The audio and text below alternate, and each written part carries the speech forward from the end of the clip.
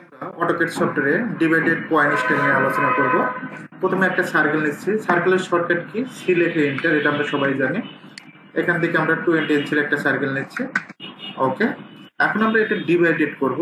DIB লিখে enter, এখানে click 6 লিখে এন্টার। এখন এখানে কিন্তু 6টা পয়েন্ট আসে না, পয়েন্ট স্টাইল গুলো শো করে নাই। এটার মেইন যে কারণটা, আমরা সর্বপ্রথম ফরম্যাটে যাব। ফরম্যাট থেকে পয়েন্ট স্টাইল, এখান থেকে পয়েন্ট স্টাইলে ক্লিক করবেন। এখান থেকে যে কোনো একটা পয়েন্ট দিয়ে দিবেন, আশা করি শো করবে। দেখবেন যে সুন্দরভাবে শো করছে। এখন আমরা যদি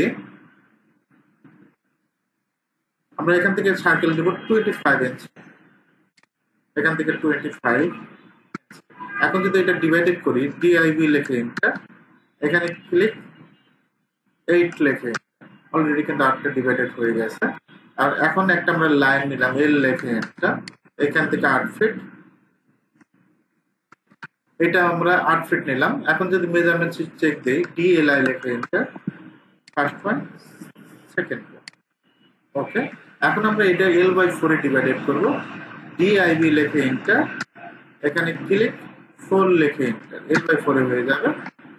এখন অনেক সময় দেখবে যে যারা ফরম্যাট খুঁজে পাবেন না, ফরম্যাটের সমস্যা, যে ফরম্যাট থেকে পয়েন্ট স্টাইল খুঁজে পাচ্ছেন, তারা কি করতে গিয়ে কি প্রেস করবেন? পি টাইপ, পি টাইপ দিবেন, পি টাইপ, এখানে পি টাইপ সরাসরি আপনি লিখবেন, পি টাইপ লিখে এন্টার।